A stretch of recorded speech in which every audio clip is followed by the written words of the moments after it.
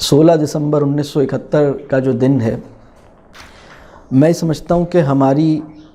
جو آنے والی نسل ہے اس کے لیے بھی اور ہمارے لیے بھی کچھ سیکھنے کے سبق ہیں، کچھ ایسے لیسنز ہیں جو ابھی تک میرے خیال میں ہم اس کو کھول نہیں سکے ہیں، اس کو پڑھ نہیں سکے ہیں، اس سے جو ہمیں سبق لینا تھا وہ سبق لے نہیں سکے ہیں، اور ہماری جنریشن بھی اس انٹینڈڈ لرننگ سے ابھی تک محروم ہے، اور ہم خود بھی اس انٹینڈڈ لرننگ آؤٹ کم کو اچیو نہیں کر پائے ہیں۔ وہ انٹینڈڈ لرننگ آؤٹ کم اس واقعے سے کیا بن سکتا ہے، اور ایکچولی ہمیں اس سے کیا حاصل کرنا چاہیے۔ اب تو تقریباً نصف صدی ہونے کو آ گئی ہے، اب تو ایسے کاغذ بھی شاید ہی کسی کی نگاہ سے اب گزرتے ہوں جن میں بنگالی زبان میں بھی، بنگلہ زبان میں بھی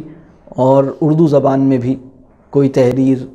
انہیں مل جائے، کوئی پرانا نوٹ، کوئی پرانی سرکاری دستاویز، کوئی پرانا اخبار، کوئی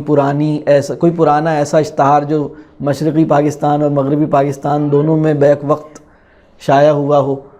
اور اس پر یا کہیں کوئی کسی دیوار پر کوئی بہت پرانی چاکنگ، اب تو سب وہ آثار مٹ گئے ہیں جس سے ہمیں اس کی وہ یاد آئے۔ تو لیکن ہم پر ایک بہت بڑا قرض یہ ہے کہ ہم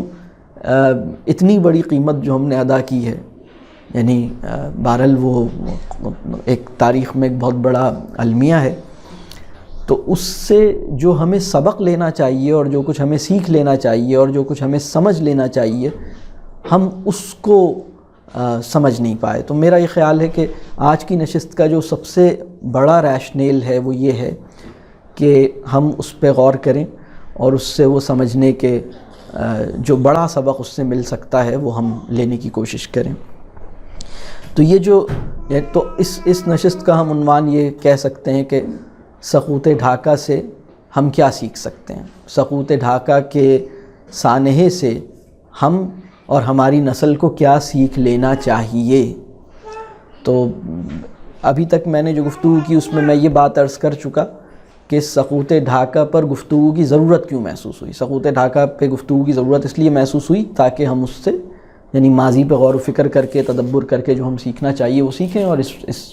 واقعے سے ہم کیا نہیں سیکھ پائے، اب میں آگے جو گفتگو کروں گا اس سے یہ اندازہ ہوگا کہ ہم کیا نہیں سیکھ پائے۔